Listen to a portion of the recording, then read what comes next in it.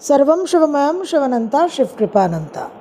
তাহলে আমরা অ্যাস্ট্রোলজির যে উপকারিতা, আমাদের জন্য অ্যাস্ট্রোলজি জ্যোতিষশাস্ত্র কতটা উপযোগী হতে পারে এবং কতটা আমাদের সেখানে ঘাটতি হচ্ছে, সেই নিয়ে আমরা আলোচনা করছিলাম। এবং অবশ্যই আমাদের মূল উদ্দেশ্য, মূল লক্ষ্য 29 মার্চ এবং পরবর্তী সময়।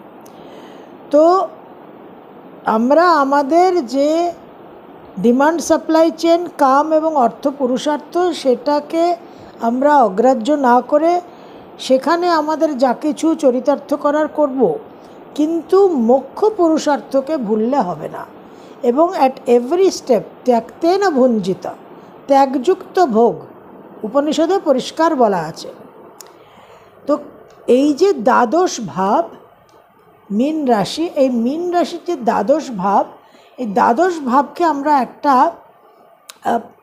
উপাধি দিতে পারি, একটা নামকরণ করতে পারি। যে নামকরণটা নিয়ে আমরা আগে আলোচনা করেছি কিন্তু খুব সংক্ষেপে, সেটা হচ্ছে আলম প্রত্যয়, অর্থাৎ একটা স্যাটিসফ্যাকশনের জায়গা, একটা সাফিসিয়েন্সির জায়গা, এই আঙ্গিকে আমরা আলোচনা করেছি। কিন্তু আমরা এই আলম প্রত্যয়কে আজকে একটু অন্যভাবে আলোচনা করব। যে বিষয়টা এই আমাদের জীবনে শনি রাহুর এই দ্বাদশে অবস্থান, 7.5 ঢাইয়া, নোডাল রিটার্ন, নানা রকম অশুভ প্রভাবে আমরা অনুভব করি। ডিসলিউশনমেন্ট বলে ইংরেজিতে একটা কথা আছে, অর্থাৎ একটা জীবনে মোহভঙ্গ হওয়া, একটা সত্যকে আবিষ্কার করলেন, যা ভেবেছিলেন সেটা হলো না, স্বপ্নভঙ্গ হলো। জ্যোতিষে স্বপ্ন পূরণের কথা অধিকাংশ ক্ষেত্রে ব্যবহার হয়, কিন্তু আলটিমেটলি গিয়ে স্বপ্নভঙ্গ হওয়াটাই কিন্তু উদ্দেশ্য। এই যে একটা মোহমুক্তি হওয়া, আলম প্রত্যয় অর্থাৎ একটা ভ্রান্তি মোচন, যে সব কিছু, এই চন্দ্র আমাদের ভ্রান্তিকে সৃষ্টি করে রাহুর মাধ্যমে, তার নর্থ নোডের মাধ্যমে, এবং কেতু যে মোক্ষকারক, সে আমাদের ভ্রান্তি মোচন করে, আমাদের মোহ মুক্তি করায়। তো এই আলম প্রত্যয় হচ্ছে আসলে সেই ডিসলিউশনমেন্ট, সেই ডিসএনচান্টমেন্ট, সেই একটা মনক্ষুণ্ণ হওয়া, একটা মর্মবেদনা, একটা মর্মযন্ত্রণা ভোগ করা, যার মাধ্যমে পরম জাগরণ, the great awakening leading to complete transformation. যে আমি হতাশ হলাম, একটা বিমর্ষতা, যে আমি কি ভেবেছিলাম। আমরা যে হায় হায় করি, আমরা হায় হায় করে আবার সেখানেই ফিরে যাই। সন্তান বাবা মাকে বাড়ির থেকে তাড়িয়ে দিচ্ছে, অত্যাচার করছে, গায়ে হাত তুলছে, তবু সেই সন্তানের কাছে ফিরে যাবে। স্বামী স্ত্রীর মধ্যে কোনো সম্পর্ক নেই, একে অপরকে খুন করতে দ্বিধাবোধ করবে না, যদি না লিগ্যাল অ্যাকশনের ভয় থাকতো। সেখানে মেয়ে ছেলে, পাত্র পাত্রী, স্বামী স্ত্রী দুজনেরই মা বাবা ভাবছেন যে এদের একটা সন্তান হয়ে গেলে সব ঠিক হয়ে যাবে। আমাদের জীবনের অভিজ্ঞতা দিয়ে আমাদের পরিষ্কার বোঝার জায়গা তৈরি হচ্ছে যে এখানে আর চলবে না, এর এক্সপায়ারি ডেট হয়ে গেছে, মেয়াদ ফুরিয়ে গেছে, তবু আমরা সেখানে আটকে থাকি, কারণ মোহ। আমাদের ডিসলিউশনমেন্ট হয়, ডিসএনচান্টমেন্ট হয়, আমাদের একটা স্বপ্নভঙ্গ হয়, হতাশা হয়, কিন্তু মোহভঙ্গ হয় না, ভ্রান্তি মোচন হয় না। এই ভ্রান্তি মোচনটাই হচ্ছে শনির আসল উদ্দেশ্য এবং 12th হাউসের মূল বিষয়। আমরা ভ্রান্তি মোচন, মোহমুক্তির জন্য গৌতম বুদ্ধের কাহিনী বহুবার আলোচনা করেছি। আরেকটা বিশেষ কাহিনী হচ্ছে রত্নাকর দস্যুর। যে রত্নাকর দস্যুকে দেবর্ষি নারদ প্রশ্ন করেছিলেন যে তোমার যে এত পাপ, তো তোমার পাপের ভাগীদার কি তোমার সংসারে তোমার পরিবারের লোকজন হবে? তখন রত্নাকর দস্যু বলেছিল, কেন হবে না, তাদের ভরণ পোষণের জন্য, তাদের ভালো রাখার জন্যই তো এত কিছু করা। তখন দেবর্ষি নারদ বলেছিলেন, যাও গিয়ে প্রশ্ন করে এসো, জিজ্ঞেস করে এসো, find out for your self. তখন যখন পরিবারের লোক একেবারে ডিনাই করে দিল, তখন রত্নাকর দস্যুর সেই ডিসলিউশনমেন্ট হলো, সেই ডিসএনচান্টমেন্ট, স্বপ্নভঙ্গর সঙ্গে মোহভঙ্গ হলো। আমাদের সাধারণত স্বপ্নভঙ্গ হচ্ছে, আমরা কান্নাকাটি চেঁচামেচি সব করছি, জ্যোতিষীর কাছে যাচ্ছি, কিন্তু মোহভঙ্গ আমাদের হচ্ছে না। এই মোহভঙ্গটা একটা বিশেষ প্রয়োজন, এবং মোহভঙ্গটা করাবার জন্যেই দিনে দিনে ওয়ান বাই ওয়ান স্টেজে একটার পর একটা পর্বে শনির প্রভাব, রাহুকেতুর প্রভাব, এগুলো আরও অনেক বেশি জোরালো হয়ে যায়, অনেক বেশি কঠিন হয়ে যায়। টেকনিক্যালি বিজ্ঞানে একটা কথা আছে, ক্রিটিক্যাল মাস। এটা নিউক্লিয়ার ফিশনের ক্ষেত্রে, পারমাণবিক শক্তির ক্ষেত্রে ব্যবহৃত হয় প্রধানত, মূলত। কিন্তু ক্রিটিক্যাল মাস হচ্ছে সেই পয়েন্ট, সেই একটা স্টেট যেখানে একটা বিশেষ পরিবর্তন, বিকাশ, রূপান্তর হতে পারে। A point at which a particular change and development can happen. এই ক্রিটিক্যাল মাসটাই হচ্ছে মোহভঙ্গ, যখন স্বপ্নভঙ্গ থেকে মোহভঙ্গ হবে, যেটা 12th হাউসের প্রধান সিগনিফিকেন্স। এবং আমাদের যেদিন স্বপ্নভঙ্গের সঙ্গে মোহভঙ্গ হয়ে যাবে, সেদিন আর আমাদের কোনো দুঃখ নেই, সেদিন দুঃখ নিবৃত্তি হয়ে গেল। গৌতম বুদ্ধর স্বপ্নভঙ্গর সঙ্গে মোহভঙ্গ হয়েছিল। রাজা সুধোধনের পুত্র, রাজপুত্র সিদ্ধার্থ যখন জরাব্যাধি মৃত্যু দেখলেন, যাকে চিরকাল তার বাবা আল ইজ ওয়েল করে রেখেছিল, তখন তার স্বপ্নভঙ্গর সঙ্গে মোহভঙ্গ হয়েছিল। সেই জন্য সে গৌতম বুদ্ধে পরিণত হলো। আজকে আপনাদের আরেকটা কাহিনী একটু শোনাবো, যেটা ভীষণ গুরুত্বপূর্ণ, ভেরি ইম্পর্টেন্ট। সেটা হচ্ছে প্রাচীন যুগের মালওয়া অবন্তিকা রাজ্যের রাজা ভাতৃহরির কাহিনী। রাজা গন্ধর্ব সেনার পুত্র রাজা ভাতৃহরি, রাজা বিক্রমাদিত্যের অগ্রজ। তো এই যে রাজা ভাতৃহরি, ইনি ছিলেন প্রচণ্ড কামুক, ভোগী, বিলাসী, অসংযত, সেন্সুয়াল। অনেক একাধিক স্ত্রী ছিল, রানী ছিল, এবং তার মধ্যে তার প্রিয় রানী ছিল রানী পিঙ্গলা। তো একদিন এক ব্রাহ্মণ, এক কোথাও বলে ব্রাহ্মণ, কোথাও বলে সাধু পুরুষ, এসে রাজা ভর্তৃহরিকে একটা ফল প্রদান করে। বলেন যে এটা আমি কল্পবৃক্ষ থেকে পেয়েছি, এটা অমৃত ফল, এটা অনন্ত যৌবন প্রদান করবে। তো এটা পেয়ে রাজা ভর্তৃহরি খুব খুশি হন এবং মনে করেন যে তাহলে এটা আমার রানী পিঙ্গলাকে দিই, তাহলে তার অনন্ত যৌবন হবে, এবং আমার সেখানে অবশ্যই একটা অনন্ত যৌবনা রানী যদি আমার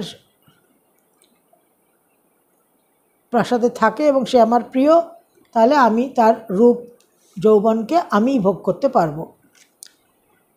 তো রাজা ভাতৃহরি রানী পিঙ্গলাকে এই ফলটা দিলেন। রানী পিঙ্গলার সঙ্গে সম্পর্ক ছিল রাজার সেনাপতি মাহিপালের। রানী পিঙ্গলা এই ফলটা পেয়ে মনে করলেন এটা তাহলে আমি মাহিপালকে দিই। ইমমর্টালিটি, ফ্রুট অফ ইমমর্টালিটি, তার কোনোদিন মৃত্যু হবে না, সে চিরযৌবন থাকবে।